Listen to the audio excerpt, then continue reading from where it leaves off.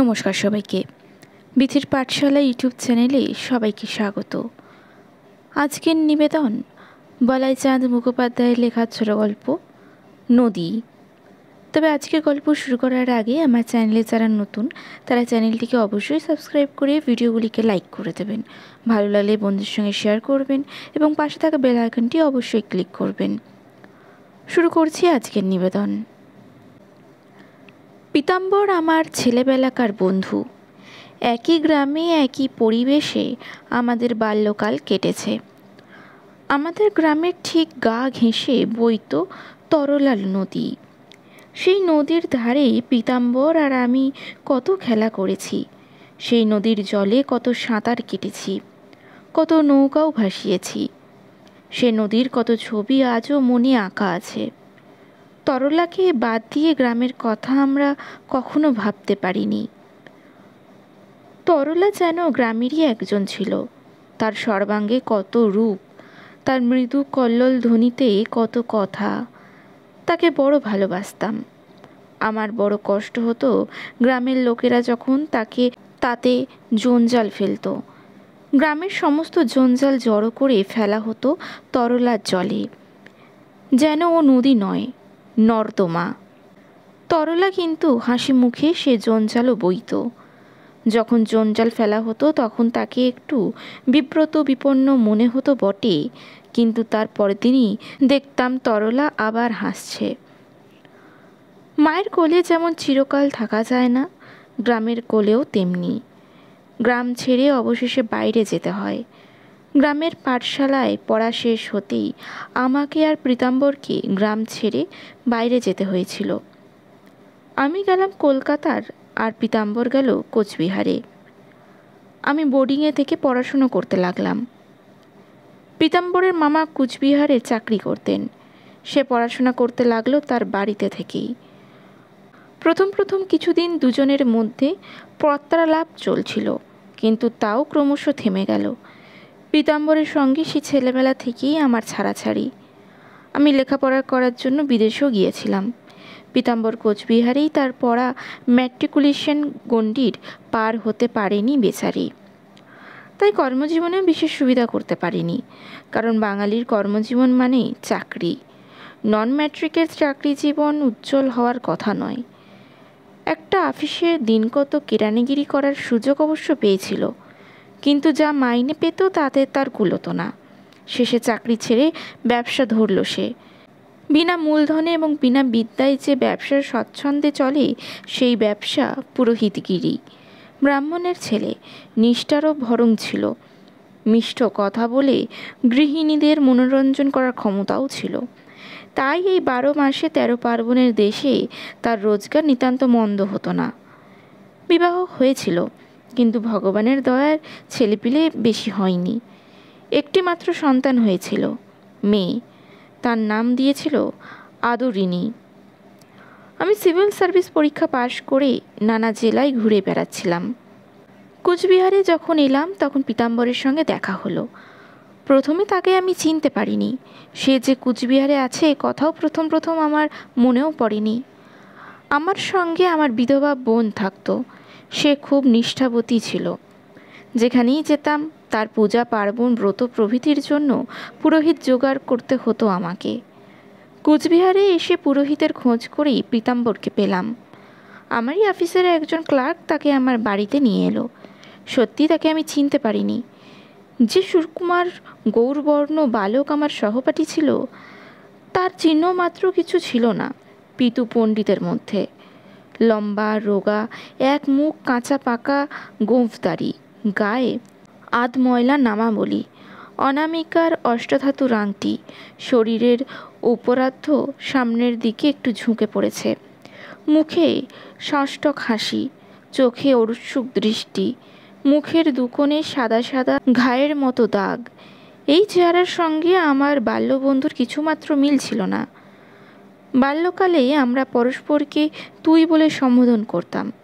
পিতু পণ্ডিত একটু ইতস্তত করে হাত কচলে বললে, আমাকে চিনতে পারছেন স্যার? আমি একটু অবাক হয়ে তার মুখের দিকে চাইলাম। এ লোককে যে আগে কখনো দেখেছি তা মনে হলো না। বললাম, না তো। আগে কি কোথাও দেখেছি আপনাকে? সোনাপুর গায়ে আমি আপনার সঙ্গে রাম ঠাকুরের পাঠশালায় একসঙ্গে পড়েছিলাম। আমার নাম পীতাম্বর। আরে, সত্যি বিস্ময়ে অভিভূত হয়ে পড়েছিলাম সেদিন। 2। আদরিনী ক্রমশ আমারই বাড়ির মেয়ে হয়ে গেল। আমি যৌবনেই বিপত্নিক হয়েছিলাম। বাড়িতে আমার ওই বিধবা বোন ছাড়া দ্বিতীয় কোনো স্ত্রীলোক ছিল না। 2-4 দিন আসা যাওয়া করতে করতেই আদরিনী অবশেষে সরলার, আমার বোনের, খুব প্রিয় হয়ে পড়ল। সত্যি ভালোবাসার মতন মেয়ে আদরিনী। এমন নয়, মধুর স্বভাব বড় একটা দেখা যায় না। প্রথম বিভাগে ম্যাট্রিকুলেশন পাস করেছিল। অর্থাভাবে পীতাম্বর তাকে কলেজে পড়াতে পারেনি। আমি বলেছিলাম, আমি ওর পড়াশোনার সব ভার নিচ্ছি, ওকে কলেজে ভর্তি করে দাও। কিন্তু পীতাম্বর এতে রাজি হলো না। মনে হলো আমার এই প্রস্তাবে তার আত্মসম্মানে যেন একটু ক্ষুণ্ণ হয়েছে। দরিদ্রের আত্মসম্মান বড় তীক্ষ্ণ। সে ম্লান হেসে বললে, বেশি পড়িয়ে আর কি হবে ভাই, শেষ পর্যন্ত তো বিয়ে দিতেই হবে, সেই চেষ্টাই দেখছি। ও ছেলেবেলা থেকে মন দিয়ে শিব পুজো করেছে, ও ভালো বর জুটবেই। একটা ভালো পাত্রের সন্ধানও পেয়েছি। ভালো পাত্রের বাবা ও পিসেমশাই এলেন আদরিনীকে দেখতে। তাদের আসা যাওয়া খরচ পীতাম্বরকে বহন করতে হলো। যদিও তারা দুজনেই কেরানি শ্রেণীর লোক, কিন্তু তাদের হাবভাব কথাবার্তা থেকে মনে হলো তারা যেন আমির ও হোমরাহ। সাধ্যতীত খরচা করতে পীতাম্বর তাদের খাওয়া দাওয়ার ব্যবস্থা করেছিল। তারা আদরিনীর আপাতমস্তক নানাভাবে নিরীক্ষণ করে দেখলেন। তারপর মত প্রকাশ করলেন, মেয়ে কালো। আমরা উজ্জ্বল গৌরবর্ণ পাত্রী খুঁজছি, এ পাত্রী চলবে না। আদরিনীর রং উজ্জ্বল গৌরবর্ণ নয়, সে শ্যামাঙ্গিনী, কিন্তু ওর মতো শ্রীমতী মেয়ে বড় একটা চোখে পড়ে না। পীতাম্বর হতাশ হলো, কিন্তু আবার পাত্র খুঁজতে লাগলো। দ্বিতীয়বার যে পাত্রটি পাওয়া গেল তাকে সুপাত্র বলা চলে না। আইএ পাশ করে বাড়িতে বসে আছে। এরা আদরিনীকে পছন্দ করলো বটে, কিন্তু যে পরিমাণ পণ দাবি করলো তা পীতাম্বর দিতে পারল না।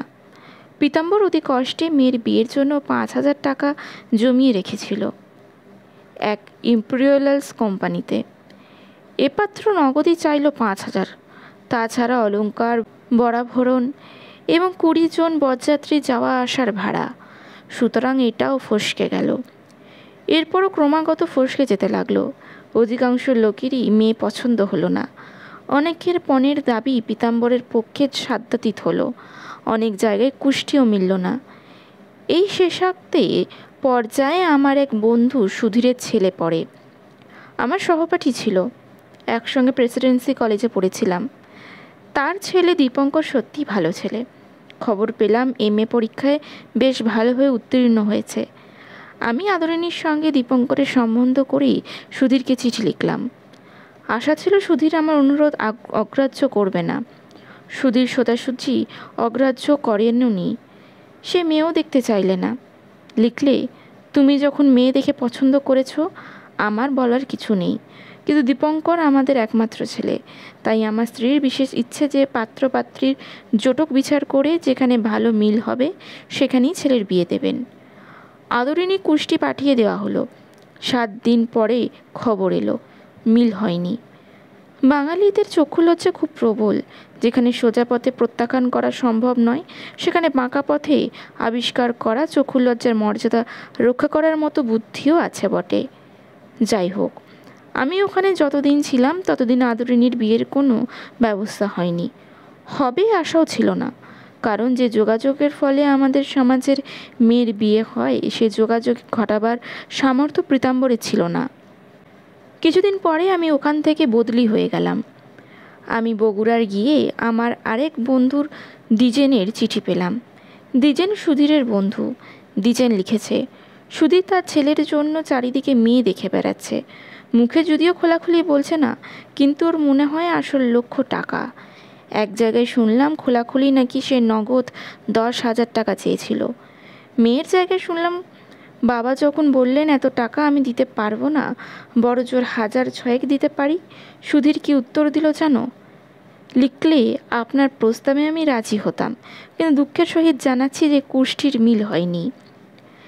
এজিডি পাওয়ার মাস 6 পরে খবর পেলাম সুধীরের ছেলে দীপঙ্কর IAS পরীক্ষায় উত্তীর্ণ হয়েছে। এর কিছুদিন পরে সে আমার কাছেই ADM হয়ে এলো ট্রেনিং নেওয়ার জন্য। খুশি হলাম তাকে দেখে। এসে সে তার বউ নিয়ে আমার সঙ্গে দেখা করতে এলো। কালো শুঁটকো লম্বা একটি মেয়ে। শুনলাম যাতে সোনা বেনে, কিন্তু লেখাপড়ায় ভালো। দীপঙ্করের সহপাঠিনী ছিল। Love marriage. মেয়েটির সঙ্গে আলাপ করেই ভালোই লাগলো। কথায় কথায় জানতে পারলাম এই বিয়েতে কুষ্ঠিও মেলানো হয়নি। পণ নিয়ে কচলাকচলিও করার সুযোগও পায়নি সুধীর। আর সবচেয়ে আশ্চর্যের বিষয়, সুধীর দীপঙ্করের সঙ্গে সামাজিক সম্বন্ধও ছিন্ন করেননি। এই বউকেই বরণ করে নিয়েছে। 3 বদলি হয়ে চলে আসার পর পীতাম্বরের একটি মাত্র চিঠি পেয়েছিলাম। আদরিনীর একটি চিঠিও লিখেছিল, কিন্তু তারপর হঠাৎ তা থেমে গেল। আমি চিঠি লিখেও আর তাদের পেলাম না। নানা রকম কাজে ব্যস্ত থাকতে হতো আমাকে, আর তা দর খবর নিতে পারিনি। তারপর সাধারণত যা হয়, ক্রমশ তাদের কথা ভুলেই গেলাম। কিন্তু শেষ পর্যন্ত ভুলে থাকা গেল না। আমি রিটায়ারের পরে কলকাতায় বসবাস করেছিলাম। সময় কাটানোর জন্য কাজও নিয়েছিলাম একটা। পাঞ্জাবের একজন বড় চামড়া ব্যবসায়ীর জফর খাঁয়ের তার ব্যবসায়ের ম্যানেজার নিযুক্ত করেছিলেন আমাকে।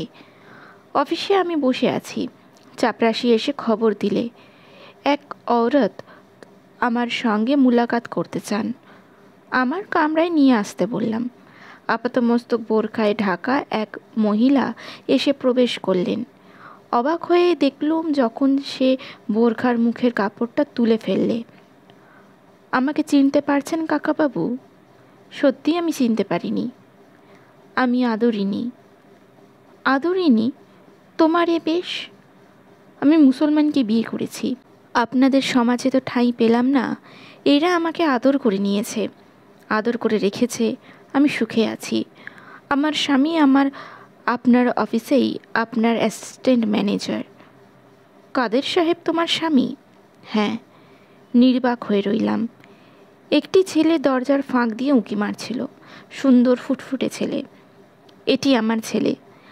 আশ্বাস, এদিকে আয়। না না, নানাকে আদাব কর। আশ্বাস শেষে আদাব করল। আমি তার গাল টিপে একটু আদর করলাম। কি করে আদরিনীকে মুসলমান বিয়ে করলো? পীতাম্বরের খবর কি? এসব কথা জিজ্ঞাসা করার সাহস পেলাম না। 4 অনেক দিন পরে সোনাপুর গিয়েছিলাম একবার। গিয়ে দেখলাম তরলা নদী আর গ্রামের পাশ দিয়ে বইছে না। তার জলে জঞ্জাল ফেলে ফেলে গ্রামের লোকেরা তার খাত প্রায় বুঝিয়েই দিয়েছে। নদী কিন্তু মরেনি। সে তার গতি পরিবর্তন করে পাশের গা বেয়ে বইছে। যে নদী সোনাপুরের শোভা ছিল, যে নদী সোনাপুরকে শস্য শ্যামল করে রাখত, সে নদী এখন রহিমগঞ্জের পাশ দিয়ে বইছে। রহিমগঞ্জের শোভা সমৃদ্ধি বৃদ্ধি করেছে। আজকের গল্পটি কেমন লাগলো কমেন্টে অবশ্যই জানাবেন। ভালো লাগলে লাইক করবেন, বন্ধুদের সঙ্গে শেয়ার করবেন এবং আমার চ্যানেল নতুন হয়ে থাকলে চ্যানেলটিকে অবশ্যই সাবস্ক্রাইব করবেন। নমস্কার।